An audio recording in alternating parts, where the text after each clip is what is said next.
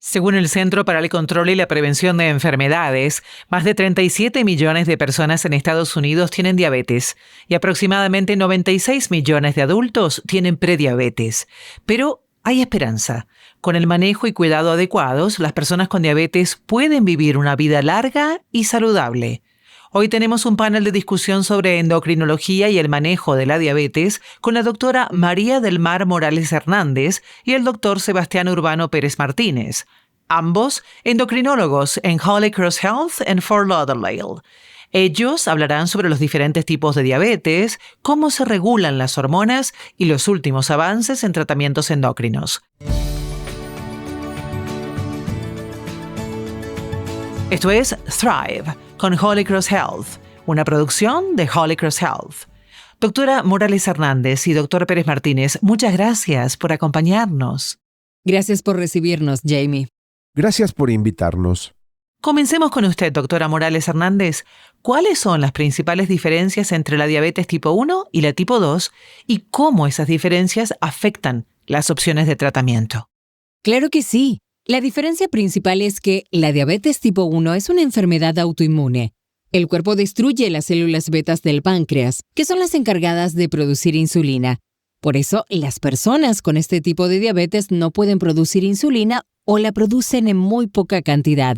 Así que el tratamiento principal para ellos es la insulina, porque cuando reciben el diagnóstico ya no tienen la capacidad de producirla. En cambio, cuando hablamos de diabetes tipo 2, el problema es que el cuerpo no usa bien la insulina, lo que se conoce como resistencia a la insulina. Con el tiempo, eso también puede causar que se produzca menos insulina. En estos casos, no siempre se necesita usar insulina como tratamiento, aunque algunas personas sí lo requieren. Pero normalmente se empieza por otros tratamientos como medicamentos orales o inyecciones que no son insulina para controlar la enfermedad. Doctor Pérez Martínez, una pregunta para usted. ¿En qué otras áreas, además de la diabetes, se enfoca la endocrinología y cuáles son algunos trastornos endocrinos comunes que deberíamos conocer? Muy buena pregunta. La endocrinología va mucho más allá de la diabetes. Si vamos de arriba hacia abajo en el cuerpo, empezamos con la glándula pituitaria, que se considera la glándula maestra. Esta libera muchas hormonas que regulan otras glándulas endócrinas del cuerpo. Luego pasamos a la tiroides, que es muy conocida, especialmente hoy en día, porque regula nuestro metabolismo. Justo al lado de la tiroides tenemos las glándulas paratiroides. Si seguimos bajando, encontramos las glándulas suprarrenales que regulan principalmente el cortisol y otras hormonas. Más abajo, dependiendo si es mujer u hombre, están los ovarios y los testículos. En las mujeres, los ovarios producen estrógeno y progesterona y regulan el ciclo menstrual. En los hombres, los testículos producen testosterona. También nos encargamos de la salud ósea, específicamente de la densidad ósea, que es otro aspecto muy importante, especialmente en personas de la India. Doctora Morales Hernández, ¿cuáles son las guías actuales para la detección y diagnóstico de la diabetes en adultos? Gracias por esta pregunta.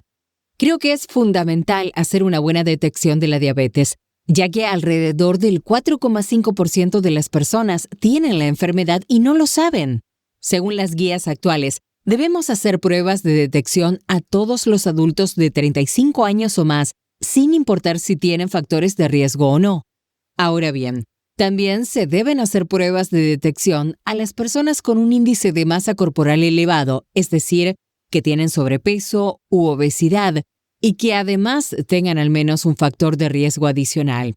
Algunos de esos factores de riesgo pueden ser la pertenencia a ciertos grupos étnicos con mayor riesgo a desarrollar diabetes, como los latinoamericanos, nativos americanos o afroamericanos.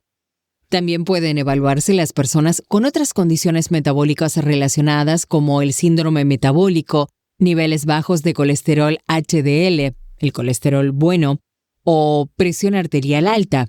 Lo mismo aplica para las mujeres que durante el embarazo desarrollan diabetes gestacional o que tuvieron un bebé grande, de 9 libras o más. Y hay otros casos como personas con otras enfermedades endocrinas o condiciones relacionadas con la diabetes como el síndrome de ovarios poliquísticos o la obesidad severa. Para hacer una detección, contamos con 3 pruebas. Una es la glucosa en ayunas. Si el resultado es mayor a 126 miligramos por decilitro después de haber ayunado por 8 horas, es una fuerte indicación de diabetes, y en ese caso se recomienda hacer una segunda prueba para confirmarlo. También está la hemoglobina A1C, que mide el promedio de glucosa en los últimos 3 meses. Cuando el resultado de la hemoglobina A1C es mayor de 6,5%, eso indica diabetes. También tenemos la prueba de tolerancia oral a la glucosa. Después de darle a un paciente una carga de 75 gramos de azúcar, se mide el nivel de glucosa a las 2 horas. Si es mayor de 200 miligramos por decilitro, se confirma el diagnóstico.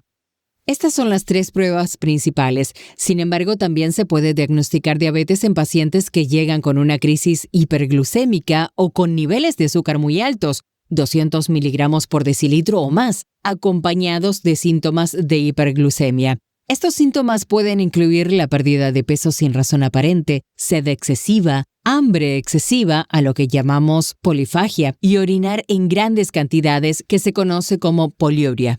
Doctor Pérez Martínez, ¿podría explicarnos el papel de las hormonas en la regulación del metabolismo y el peso? Este es un tema sobre el que muchas personas están confundidas o creen que entienden, pero realmente no es así. ¿Y cuáles son los tratamientos más recientes disponibles para los trastornos metabólicos? Buena y una larga pregunta. Trataré de resumirla. Cuando hablamos de metabolismo, especialmente en relación con el peso, tenemos que pensar en 2 cosas: cuántas calorías consumimos y cuántas calorías quema nuestro cuerpo al día. El metabolismo, específicamente, se refiere a cuántas calorías quema o utiliza tu cuerpo simplemente para existir. Eso se le llama la tasa metabólica basal. Existen fórmulas bastante prácticas para calcular esa tasa en cualquier persona. En cuanto a las hormonas, las más importantes, o al menos las que más preocupan a la mayoría de las personas, son el cortisol y la hormona tiroidea. La hormona tiroidea, como mencioné antes, probablemente es la más relacionada con el metabolismo. Si tienes niveles altos o bajos de esta hormona, definitivamente eso puede afectar tu metabolismo. Eso afecta directamente tu tasa metabólica basal, es decir, cuántas calorías quemas al día solo por existir. Si tienes niveles altos de hormona tiroidea, tiendes a quemar más calorías. Y los síntomas que aparecen con esta condición suelen estar relacionados con ese aumento del metabolismo: palpitaciones, ansiedad, insomnio, diarrea, entre otros. Si ocurre lo contrario y tienes niveles bajos de hormona tiroidea, entonces los síntomas son justo al revés: estreñimiento en vez de diarrea, fatiga, aumento de peso en vez de pérdida. Por eso, cuando vemos a alguien con una posible disfunción tiroidea, lo primero que hacemos es mirar los laboratorios. ¿Los resultados reflejan los síntomas que el paciente describe? A veces sí, a veces no. Ahora, si hablamos del cortisol, lo que más preocupa a la mayoría de las personas es el exceso de esta hormona. Ese exceso puede ser causado por una producción anormal de cortisol en las glándulas suprarrenales, pero también puede deberse a una lesión en la glándula pituitaria, que es la que regula las glándulas suprarrenales. Cuando tienes niveles elevados de cortisol, eso suele causar un aumento de peso no intencional y bastante rápido. Esto se debe a que el cortisol estimula fuertemente el apetito. Y si una persona tiene el apetito estimulado pero no siente que se le quita el hambre después de comer, controlar el peso se vuelve muy difícil. También hay causas fisiológicas que pueden aumentar el cortisol, como el estrés. En estos casos no se trata de una condición médica como tal, así que no se da un tratamiento médico directo. Lo que se recomienda es trabajar con el manejo del estrés, pero los síntomas pueden parecerse mucho. Ahora bien, sí tenemos tratamientos médicos para el exceso patológico de cortisol y también para cuando hay un exceso o una deficiencia en la producción de la hormona tiroidea. Estas condiciones se pueden identificar con bastante facilidad mediante estudios de laboratorio. Ahora, el cortisol es un poco más complicado. Para evaluarlo, solemos hacer lo que llamamos pruebas dinámicas, que nos permiten ver cómo responde el cuerpo en diferentes momentos o situaciones. En cuanto a investigaciones recientes, ahora contamos con biomarcadores adicionales que antes se usaban de forma no oficial, pero que han demostrado ser bastante útiles para ayudarnos a determinar si el exceso de cortisol es realmente patológico o no. Me refiero específicamente a los niveles de DHAS, dihidropiandrosterona sulfato. También medimos la ACTH, que es la hormona producida por la glándula pituitaria y que regula la producción de cortisol, junto con los niveles de cortisol para darnos una idea más clara. Sin embargo, un valor de cortisol tomado al azar generalmente no es suficiente para diagnosticar si hay un exceso o una deficiencia de esta hormona. Es un equilibrio tan delicado. Suena como que una cosa lleva a la otra y luego a otra y definitivamente parece algo crítico que hay que monitorear. Doctora Morales Hernández, ¿cuáles son algunos mitos comunes en cuanto al manejo de la diabetes y cuáles son los hechos reales que corrigen esas ideas erróneas? Me encanta esa pregunta, porque creo que hay muchos mitos allá afuera y lo vemos todos los días en la clínica. Es uno de los retos con los que lidiamos constantemente. Uno de los primeros mitos es que la gente piensa que la diabetes tipo 1 es una enfermedad exclusiva de personas jóvenes o que solo puedes desarrollarla si eres joven. Si es una enfermedad autoinmune, claramente puede aparecer en cualquier momento de la vida. Así que el hecho real es que la diabetes tipo 1 puede desarrollarse a cualquier edad porque una enfermedad autoinmune se puede activar en cualquier momento. Eso es bien importante saberlo, porque a veces tenemos pacientes con un fenotipo que no encaja bien con lo que esperaríamos de alguien con diabetes tipo 2. Si no logran controlarse bien y fueron diagnosticados como tipo 2, pero tienen otros factores, como que tienen otra condición autoinmune, están muy delgados, tienen síntomas catabólicos o no responden a los medicamentos orales, hay que sospechar que podría ser diabetes tipo 1. En esos casos, se debe hacer una prueba de anticuerpos para diabetes tipo 1 y así poder detectarla y tratarla correctamente. Otro mito muy común es sobre el uso de insulina en personas con diabetes tipo 2. Muchos pacientes ven la insulina como un fracaso del tratamiento o incluso como un fracaso personal. Pero la realidad es que la diabetes tipo 2 es una enfermedad progresiva. Y aunque en algunos casos la diabetes tipo 2 se puede manejar con cambios en el estilo de vida y medicamentos, hay un gran grupo de personas que, con el tiempo, va perdiendo la capacidad de producir insulina debido al progreso natural de la enfermedad. Es importante entender que la necesidad de insulina no es un fracaso, sino una herramienta para ayudar a controlar la enfermedad y prevenir complicaciones serias como las enfermedades del corazón. Diría que otro mito muy común es la idea de que la diabetes se desarrolla solo por comer mucha azúcar. A veces llegan pacientes a la clínica diciendo, «Ay, doctora, me dio diabetes porque comía mucho dulce». Y eso es una simplificación muy grande. La realidad es que podemos tener personas que comen mucha azúcar y nunca desarrollan diabetes porque esta es una enfermedad multifactorial. Subir de peso o tener sobrepeso es uno de los factores de riesgo, pero no todas las personas con sobrepeso u obesidad desarrollan diabetes. La genética y otros factores también juegan un papel importante en quién termina desarrollando la condición. Buena aclaración. Doctora Pérez Martínez, ¿qué cambios en el estilo de vida se recomiendan? ¿Qué es lo que usted recomienda para mantener una buena salud endocrina? Lo podemos resumir en dos aspectos que, en mi opinión, son los más importantes y que cualquier médico probablemente recomendaría: alimentación y ejercicio. Es bastante impresionante, aunque lamentablemente no lo vemos con tanta frecuencia, el cambio que puede ocurrir a nivel hormonal y en este caso específicamente en relación con la diabetes, cuando una persona realmente adopta estos cambios. Entonces, ¿qué significa tener una buena alimentación en general? Hoy en día es un término bastante confuso. Hay personas que dicen, bueno, yo no como dulces, no tomo jugos, como productos sin GMO, soy vegano, como sin gluten, hago dieta keto. Y realmente no sabemos con certeza cuál de todas esas opciones es la más saludable. Lo esencial, y esto es lo que digo a casi todos mis pacientes, es que una buena dieta comienza por saber cuántas calorías quemas en un día. Para eso, puedes usar tu tasa metabólica basal, y hay aplicaciones que te ayudan a calcularla. A partir de ahí, puedes decir, ok, estoy quemando X cantidad de calorías, entonces necesito una dieta que se ajuste a mis necesidades calóricas. Y cuando hago eso, cuando digo que necesito comer X cantidad de calorías solo para mantener mi peso, por ejemplo, entonces tú dices, está bien, tenemos las grasas, dentro de las grasas tenemos las grasas buenas, las que no son tan buenas y las grasas malas, así que idealmente querrías enfocarte en las grasas buenas, por ejemplo el aguacate. En cuanto a las grasas malas, no hay que pensarlo tanto. Tú miras un alimento y puedes decir, esto probablemente no es una grasa buena. Esas son las que idealmente deberías evitar. ¿Puedes darte un gustito de vez en cuando? Claro, todo con moderación. Luego están las proteínas. Mientras más se estudia sobre alimentación y ejercicio, más importancia se le da a la proteína. Primero, porque cuando la consumes en una comida, te da mayor sensación de saciedad. Segundo, ayuda a prevenir la pérdida de masa muscular.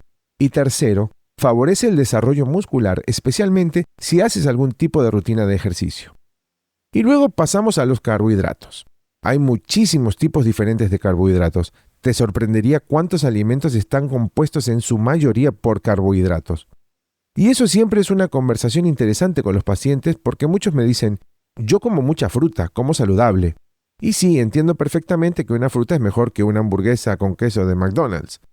Pero si tienes un problema con los niveles de azúcar, como en el caso de alguien con diabetes, lo ideal es limitar la cantidad de carbohidratos, incluso si vienen de fuentes saludables como la fruta.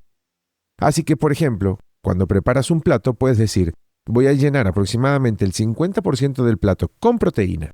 Luego, añades vegetales que no sean ricos en almidón y el otro 25% sería de carbohidratos. Eso puede ser arroz, pasta, algún vegetal con almidón y pan también. El problema hoy en día es que muchos de los alimentos que tenemos disponibles saben demasiado bien y la mayoría de esas cosas tan sabrosas son altamente calóricas y están compuestas en su mayoría por carbohidratos.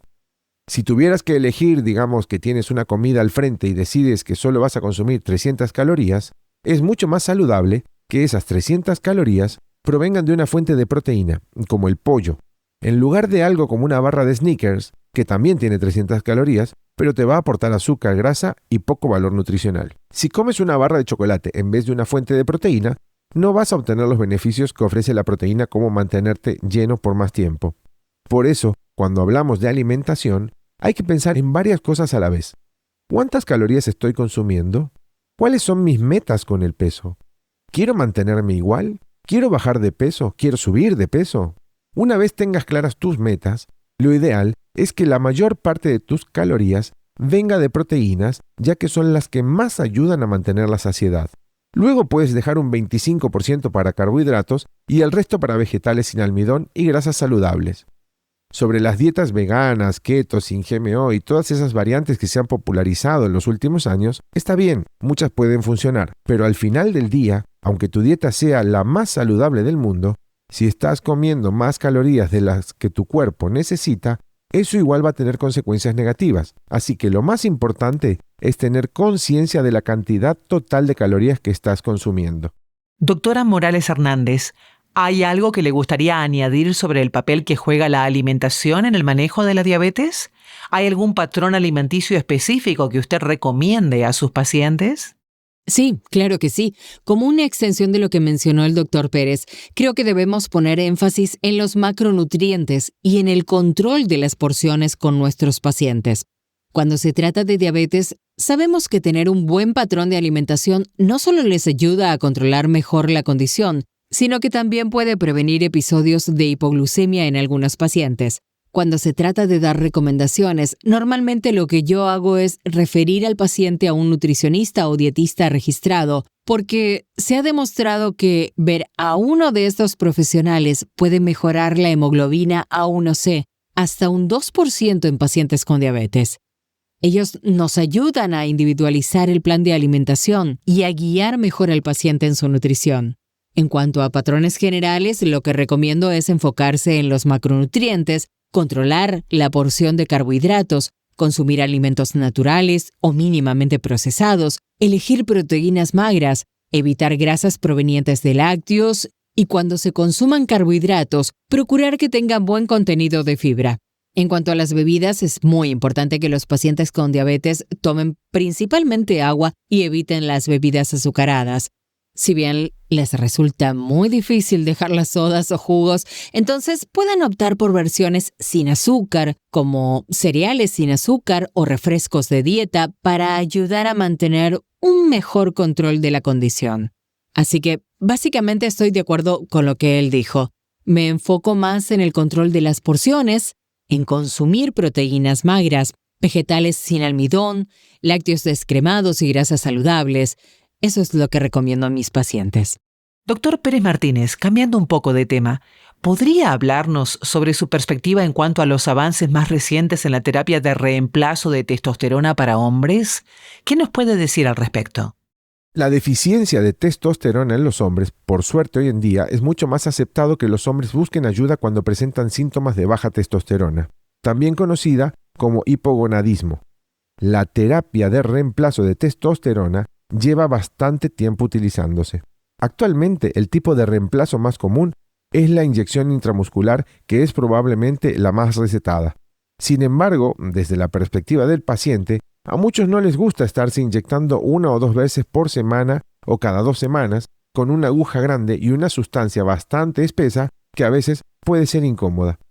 Por eso las farmacéuticas, con mucha astucia, han desarrollado nuevos tipos de tratamiento que incluyen inyecciones subcutáneas que se administran 1 vez por semana, vienen en plumas precargadas y son muy fáciles de usar. También están las pastillas. Durante mucho tiempo las pastillas no eran tan seguras ni tan efectivas como las inyecciones intramusculares. Pero hoy en día, con los avances en la tecnología y las investigaciones que están haciendo las compañías farmacéuticas, han logrado crear medicamentos orales que se toman 1 o 2 veces al día. Estos medicamentos mantienen un nivel de testosterona muy estable durante todo el día. Y eso tiene muchos beneficios, porque uno de los problemas principales con las inyecciones que usábamos antes era que los niveles de testosterona tardaban varios días en subir, y cuando subían, te sentías en tu mejor momento, con mucha energía, listo para todo, pero después de eso los niveles empezaban a bajar y bajar y bajar, hasta que en algún punto quedaban más bajos de lo que deberían estar. Y en ese momento, los pacientes se sienten bastante mal, pero con estos nuevos medicamentos que se toman con más frecuencia, el riesgo de esos efectos secundarios es mucho menor. Además, los beneficios aumentan, los niveles se mantienen más estables durante el día y los pacientes se sienten mucho mejor todo el tiempo. Por supuesto, un monitor continuo de glucosa, el sensor va en el líquido intersticial, es decir, el líquido que está entre la piel y el músculo y monitorea continuamente o proporciona una lectura de glucosa. Esto ocurre a través de una reacción química, como una reacción de óxido-reducción que se traduce en un nivel de azúcar. Así que esto ha sido muy importante para nosotros, los endocrinólogos, y para los pacientes, especialmente para los que tienen diabetes tipo 1, porque podemos tener datos en tiempo real o acceso inmediato a retroalimentación constante sobre cómo están los niveles de glucosa del paciente. El papel más importante que tiene para los pacientes, especialmente para aquellos que usan insulina y tienen alta variabilidad en sus niveles de glucosa, es decir, muchos altibajos, es que ayuda a guiar mejor el ajuste de las dosis de insulina y también a identificar la hipoglucemia. Esa es una de las complicaciones que puede ocurrir con la insulina. Entonces, ha sido una herramienta muy útil para prevenir y detectar la hipoglucemia antes de que se vuelva severa. Así que los pacientes, al ver que su glucosa está bajando y acercándose a una zona de peligro, pueden consumir azúcar a tiempo y luego verificar que sus niveles suban nuevamente. Así que aporta mucha seguridad. Ahora también se están integrando las bombas de insulina, lo cual ha permitido que sean más automatizadas y un poco más fáciles para los pacientes en cuanto al manejo, además de ser un poco más fisiológicas. Doctor Pérez Martínez, ¿qué dirección ve usted en el futuro para la investigación y el tratamiento de los trastornos endocrinos? Muy relacionado con lo que ya estábamos viendo actualmente. Ya hemos visto algunos de esos avances. La doctora Morales Hernández estaba hablando de los monitores continuos de glucosa, CGMs. Estos CGMs, a menudo, hay que cambiarlos cada 10 días o cada 2 semanas, dependiendo del modelo que se utilice. Hoy en día existe uno que dura todo un año y que es implantable. Aún no he tenido la oportunidad de usarlo, pero tener algo así donde no haya que reemplazarlo tan frecuentemente, o en casos donde el propio paciente no pueda hacerlo por alguna razón, sería muy beneficioso. También se están desarrollando insulinas de acción más prolongada. Actualmente tenemos lo que llamamos insulina de acción prolongada o insulina basal. Entonces, estas insulinas las solemos administrar todos los días porque actúan por alrededor de 24 horas, un poco más que eso. Pero ya existen otras insulinas que tienen una vida media de más de una semana. Actualmente esas no están disponibles comercialmente, Pero piensa en la posibilidad de no tener que inyectarte todos los días, sino solo una vez a la semana o quizás una vez al mes. Así que esas son dos cosas desde el punto de vista de la diabetes, que probablemente tendrán más productos en el futuro y ya estamos empezando a verlos, aunque todavía no son aplicables en este momento. En cuanto a otros trastornos endocrinos, mencioné el papel del metabolismo. Cuando hablamos de metabolismo, mencionamos cómo el cortisol puede regular tu apetito, cómo la tiroides puede regular tu metabolismo. Otra parte muy importante del metabolismo es la cantidad de masa muscular que tienes.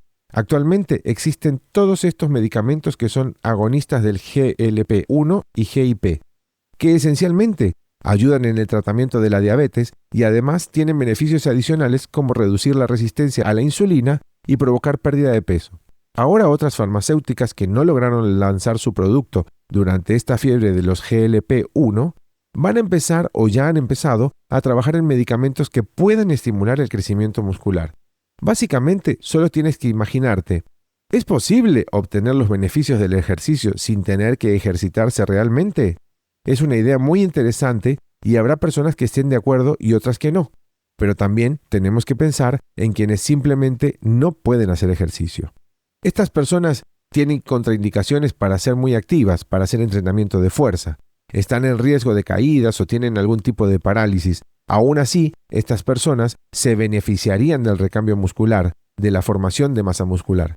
El músculo en sí es un órgano que utiliza mucha energía, así que ahora tenemos todos estos medicamentos en desarrollo que están siendo estudiados para tratar distrofias musculares. Pero yo intuyo que, si resultan ser efectivos, también se van a utilizar para otras cosas. ¡Qué interesante!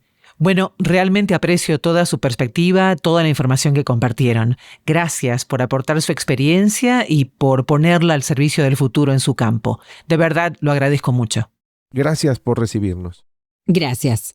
Ellos fueron la doctora María del Mar Morales Hernández y el doctor Sebastián Urbano Pérez Martínez, endocrinólogos en Holy Cross Health en Fort Lauderdale. Para programar una cita, visita holy-cross.com. Y gracias por escuchar Thrive con Holy Cross Health.